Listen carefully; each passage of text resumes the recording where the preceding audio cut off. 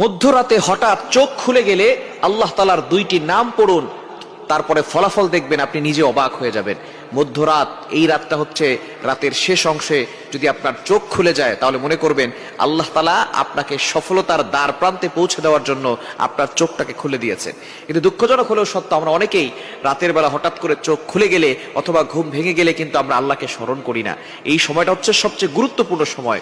বুখারী শরীফের বর্ণনা, নবীজি সাল্লাল্লাহু আলাইহি সাল্লাম জানিয়ে দিয়েছেন, নবীজি সাল্লাল্লাহু আলাইহি সাল্লাম বলেন, রাতের শেষ অংশে, মধ্যরাতের পরেই রাতের শেষ অংশে যখন রাত একেবারে গভীর হয়ে যায়, এই সময়টা আল্লাহ তাআলা প্রথম আসমানে চলে আসেন এবং আল্লাহ তাআলা বান্দাদেরকে ডাকতে থাকেন, কার কি লাগবে আমি আল্লাহর কাছে চাও, আমি আল্লাহর কাছে বলো। অভাবে পড়ে গেছো, বিপদে পড়ে গেছো, তুমি টেনশনে পড়ে গেছো, দুশ্চিন্তায় পড়ে গেছো, আমি আল্লাহর কাছে সাহায্য চাও, আমি আল্লাহ তাআলা সকল বিপদ আপদ থেকে, বালা মুসিবত থেকে তোমাকে হেফাজত করব।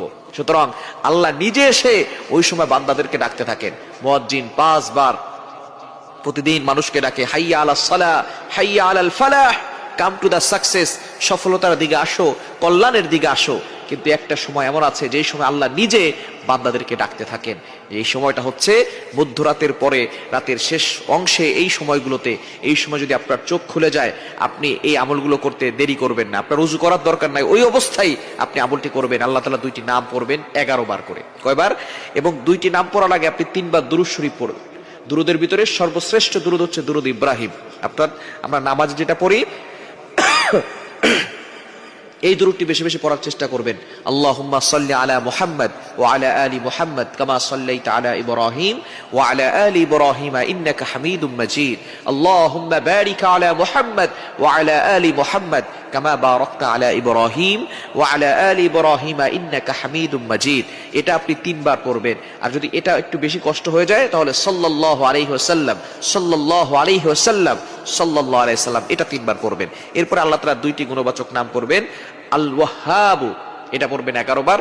আর হচ্ছে ইয়া ফাত্তাহু, এটা পড়বেন 11 বার। এই দুইটি নাম পড়ে আপনি আল্লাহর কাছে দোয়া করবেন, দেখবেন আল্লাহ তাআলা আপনার সকল চাওয়া পাওয়াগুলো কবুল করবেন, আপনার নেক আশাগুলো আল্লাহ তাআলা কবুল করবেন। আল্লাহ তাআলা নিজে বলে দিয়েছেন 9 নম্বর পারা 13 নম্বর পৃষ্ঠার 4 নম্বর লাইন, সূরা আরাফের 180 নম্বর আয়াতে আল্লাহ বলছেন, ওয়ালিল্লাহিল আসমাউল হুসনা ফাদউহু বিহা। তোমরা আল্লাহর গুণবাচক নাম পড়ে দোয়া করো, আল্লাহ তাআলা তোমাদের দোয়াগুলো অ্যাকসেপ্ট করবেন, তোমাদের সকল নেক আশাগুলো পূরণ করবেন। সুতরাং আমরা আল্লাহর কাছে চাইতে জানি না। আমরা এই রাতের শেষ অংশে, মধ্যরাতের পরে যদি হঠাৎ করে আপনার চোখ খুলে যায়, আপনি আল্লাহর কাছে দোয়া করবেন, দেখবেন আল্লাহ তাআলা আপনার সকল চাওয়া পাওয়া গুলো কবুল করবেন, বিপদ থেকে আল্লাহ হেফাজত করবেন। আল্লাহ তাআলা যদি কাউকে দেন তাহলে তার আর কোনো টেনশন থাকে না। দুনিয়ার রাজা বাদশাহ যদি আপনাকে বলে যে আমি তোমার সাথে আছি, বাংলাদেশের প্রেসিডেন্ট যদি বলে আমি আপনার সাথে আছি, তাহলে আপনার কোনো টেনশন থাকবে না।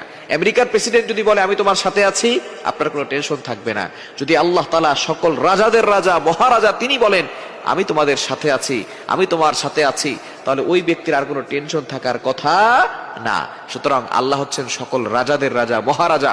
ওই আল্লাহর সাথে সম্পর্ক তৈরি করতে পারলে আল্লাহ তাআলা সবকিছুর ব্যবস্থা করে দিবেন। এজন্য রাতের বেলা, মধ্যরাতে যদি আপনার চোখ খুলে যায়, আপনি অবশ্যই 3 বার দুরূদ শরীফ পড়বেন। এরপরে আল্লাহ তাআলার দুইটি গুণবাচক নাম আল ওয়াহ্হাবু, ইয়া ফাত্তাহু, এগুলো 11 বার করে পড়ে আল্লাহর কাছে দোয়া করবেন।